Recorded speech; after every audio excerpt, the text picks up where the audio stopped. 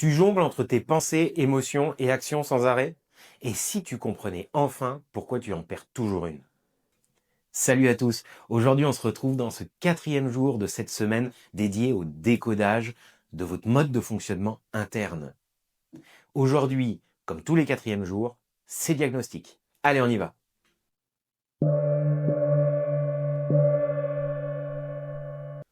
Aujourd'hui, je vais pas simplement te parler. Je vais t'inviter à faire un pas concret. Un test rapide, mais puissant. Un miroir sur ton propre fonctionnement. Si tu veux prendre de meilleures décisions, il faut d'abord comprendre comment tu les prends aujourd'hui. Alors installe-toi confortablement, prends un carnet ou une note sur ton téléphone et réponds en toute honnêteté à cette liste de questions. Première question, et répondez à l'intuition. Lorsqu'une décision importante se présente, quelle est ta première réaction?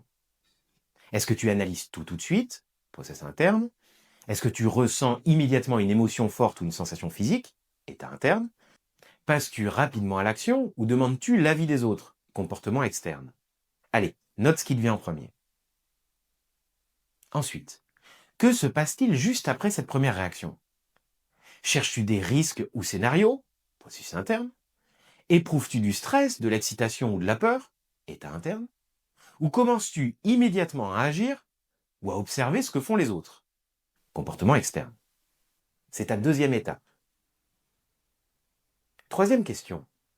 Comment ta décision se prend au final?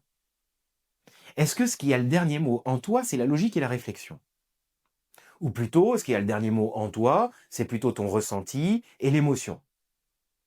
Ou, au contraire, est-ce que ta décision se porte réellement sur un comportement concret et immédiat, ou sur base des actions que tu as observées? Relis maintenant tes réponses. Tu viens d'identifier ton index de computation, l'enchaînement précis entre tes processus internes, tes états internes et tes comportements externes. Et c'est ça qui détermine comment tu décides, même inconsciemment. La question cruciale est, ton système actuel de décision sert-il vraiment la personne que tu veux devenir? Allez, respire. Réfléchis un instant. Si la réponse à cette question est non, ou pas complètement, tu viens d'identifier un puissant levier de changement. Imagine une nouvelle séquence mentale optimisée. Tu pourrais par exemple d'abord identifier clairement ton objectif, puis ensuite écouter ton ressenti corporel ou émotionnel sur base de cet objectif visualisé. Et enfin choisir consciemment les actions concrètes à poser. Tu vois la différence? Un bon index de computation, ce n'est pas juste une réflexion rationnelle, c'est une harmonie fluide entre tes pensées internes, tes états émotionnels et tes comportements concrets. Voilà comment tu reprends ton pouvoir. Quand tu comprends comment tu décides, tu n'es plus victime de ton mental ou de tes émotions. Tu deviens un fin stratège. Alors voici ton exercice d'aujourd'hui. Note clairement ta séquence actuelle de décision. On en a parlé tout à l'heure et pour le coup, tu peux re-regarder la vidéo et faire ce test sur différentes décisions que tu as prises dans les jours précédents ou dans les heures précédentes ton visionnage de la vidéo.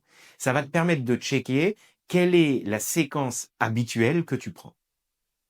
Ensuite, si tu n'es pas satisfait des décisions que tu as prises dans ces moments-là, des choix que tu as pris, et ensuite, tu vas créer une version optimisée alignée à tes valeurs et objectifs en reprenant la séquence que je t'ai proposée, c'est-à-dire d'abord l'objectif, la visualisation et le ressenti, puis après le ressenti, l'action. Maintenant que tu as trouvé une séquence qui te convient, applique-la immédiatement sur une petite décision que tu dois prendre dans l'heure ou dans les 2 heures qui viennent. Commence petit, mais commence maintenant.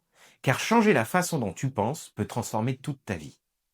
Demain, on passe, comme toutes les semaines, lors du 5e jour, à l'action. À demain!